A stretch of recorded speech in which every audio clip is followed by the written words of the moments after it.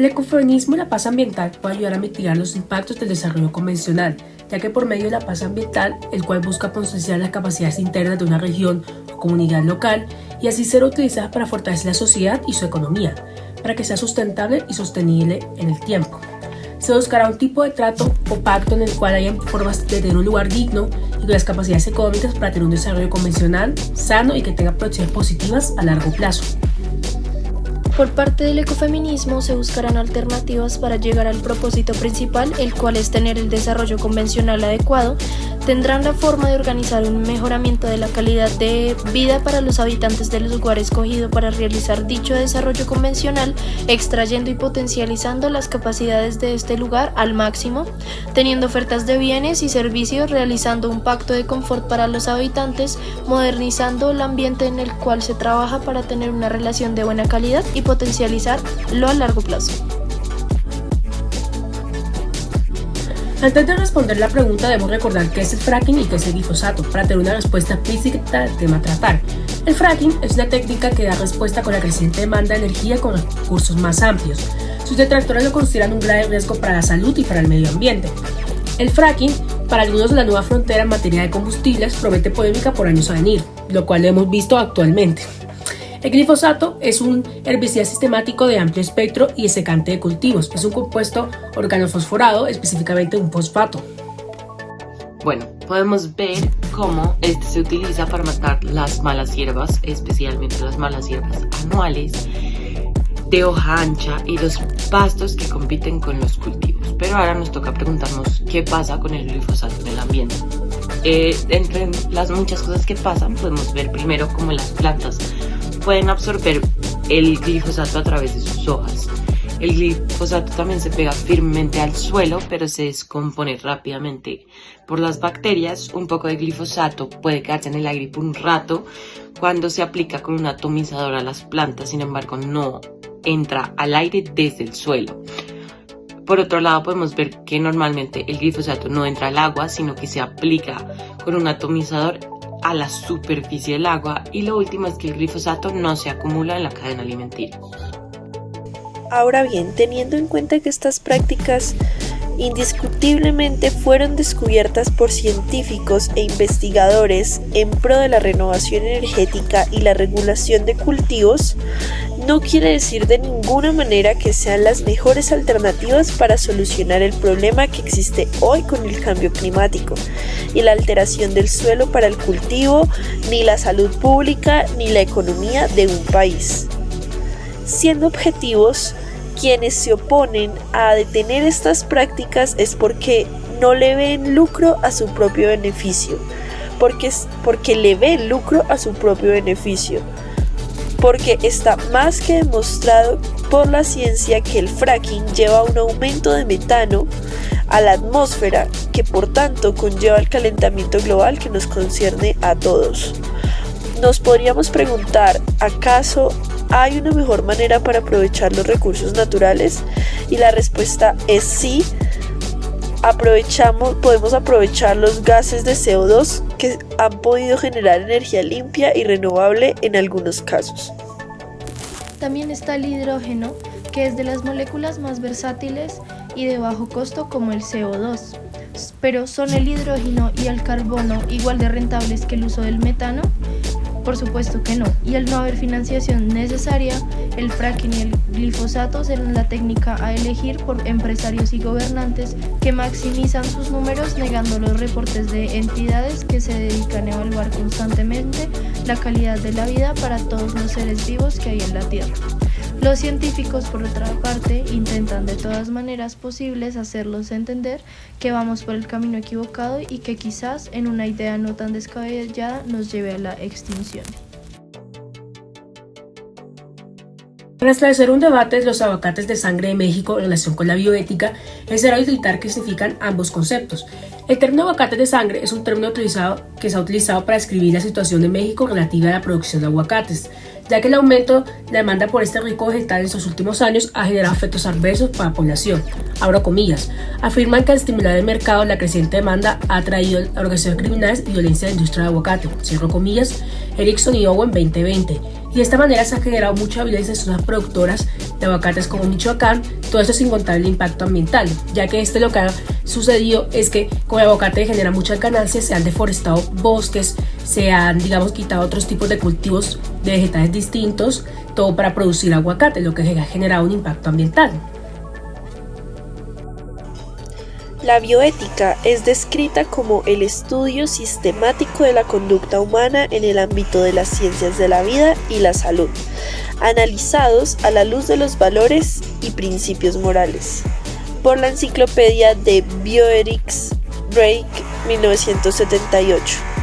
También es importante resaltar que este término hace referencia a otro término, el cual es diamantes de sangre. El debate que se plantea a través de los aguacates de sangre y la bioética es uno en gran parte de carácter moral, ya que parecido al debate de los diamantes de sangre en Sierra Leona, también se centra en la ética del consumidor, solo que este va mucho más profundo, puesto que no trata de un material lujoso o extravagante, sino de un alimento popular que hace parte de la alimentación de miles de personas, además de su importancia cultural en varias culturas. De este debate se pueden entender tres realidades: los que consumen y conocen la realidad del debate del aguacate y lo han dejado de consumir, los que desconocen y lo siguen consumiendo, y por último, los que conocen la situación y no lo han dejado de consumir. De manera que para entender este debate se necesita conocer un poco de estas tres posiciones. La primera posición representa al consumismo ético, que lo entendemos como el consumo de bienes basados en principios morales y valores personales y elementos sociales más que exclusivamente en aspectos económicos. Esta posición se ve representada por personas que se han informado de la situación y han dejado de consumir vegetal y chefs que se niegan a sirviendo aguacate en su restaurante como JP McCammon, que también utilizó el término aguacates de sangre. La segunda posición llega a ser la más común entre todas, ya que por la creciente popularidad del aguacate en redes sociales, el hashtag aguacate en Instagram ha aumentado aproximadamente un 40% desde el 2018, con más de 11,7 millones de publicaciones hoy, a noviembre del 2020, y según Vogue, cada día se publican 3 millones de fotos nuevas de aguacate en Instagram. Ya sea por su estética o su contenido nutricional, muy poca gente en verdad se ha enterado de esta situación, y hay que tener en cuenta que el descubrimiento de esta situación. Bueno, en cuanto a las conclusiones, podemos ver cómo la bioética está presente en todo este debate, ya que nos invita a tener en cuenta las implicaciones morales y reales de nuestro consumo extremista del aguacate. Este producto vemos que tiene demanda todo el año y no es solo por temporada. Al plantear estas posiciones y entendiendo el debate, nos damos cuenta que esta representa un conflicto moral grande, ya que al seguir consumiendo este vegetal directamente estamos apoyando esta terrible situación. Por otro lado, también podemos ver que es importante no solo pensar el problema, sino también en posibles soluciones. Entonces, lo primero que se puede empezar a hacer es a difundir esta historia y que quede mucho más, que las personas sepan lo que está sucediendo en México. Lo segundo también es empezar a regular nuestro consumo de aguacate durante el año y empezar a no hacer demanda como todo el año, sino durante ciertas temporadas. Y también insistir y hacer presión a las autoridades mexicanas que empiecen a proteger a los campesinos y productores de aguacate. Abro comillas, la mayor causa del deterioro continuo del medio ambiente global es el insostenible modelo de producción y consumo de los países industrializados y la degradación ambiental asociada a pobreza en los países en desarrollo. Cierro comillas, resolución de la Asamblea General de las Naciones Unidas de 1989. Para poder hablar de este tema más a fondo es importante primero hablar de los principios y planes de conservación de ecosistemas en un territorio. A nivel nacional podemos ver cómo existen diferentes planes para la conservación de diferentes territorios, por ejemplo el Plan de Acción para la Conservación de las Samias de Colombia, publicado el enero 31 del 2022. Como este plan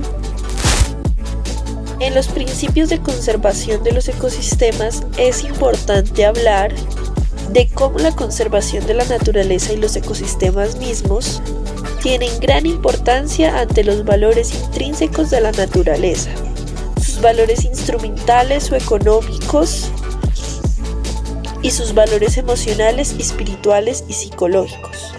Ahora, en cuanto a los principios de conservación, encontramos la diversidad biológica en cuanto a la diversidad de organismos vivos en todos los niveles de organización, incluyendo los genes, las especies, los niveles taxonómicos más altos y la variedad de hábitat y ecosistemas.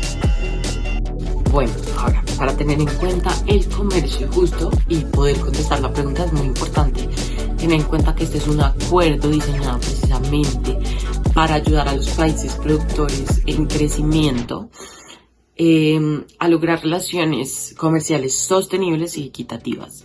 El movimiento de comercio justo combina precisamente el pago de precios más altos a los exportadores con mejores estándares sociales y más que todo ambientales.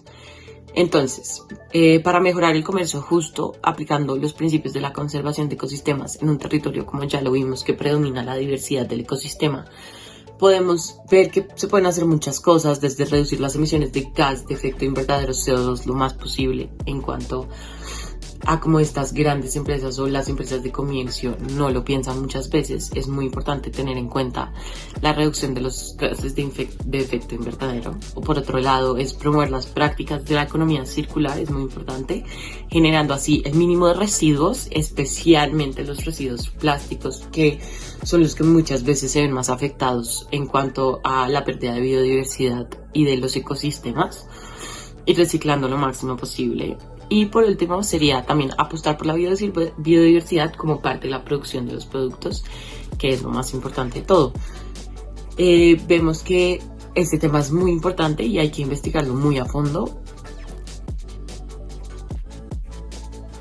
¿Qué es el buen vivir? Una pregunta clave para el desenvolvimiento del 14 Congreso Internacional de Derecho Constitucional, en el cual el mayor indígena la responde como, abro comillas, es la garantía de derechos que deben brindar los estados a toda su población, cierro comillas. Colombia reconoce su diversidad étnica multicultural desde 1991 en la Constitución Política, pero ¿se respeta su territorio y su soberanía sobre el mismo? La falta de saneamiento básico, seguridad alimentaria y falta de agua potable dicen lo contrario. A lo largo de los años, el territorio indígena ha sido acomodado y moldeado para intereses y proyectos masivos en pro de una idea de desarrollo, que claramente da sus frutos en el aumento del fisco, pero en un decrecimiento de la salud física de la población y en contra de un ambiente digno para todos los colombianos y sus distinciones étnicas y culturales. Eduardo Gudinas, 2015. Los proyectos de minería han convertido el agua de los ríos en agua de mercurio y el medio ambiente ha cambiado paulatinamente conforme a nuestras exigencias. Según el 14º Congreso Internacional de Derecho Constitucional, el 30 y el 33% de la población sufre de enfermedades asociadas al ambiente como variables inalterables para nuestra subsistencia, como el aire, los alimentos, el agua, los alimentos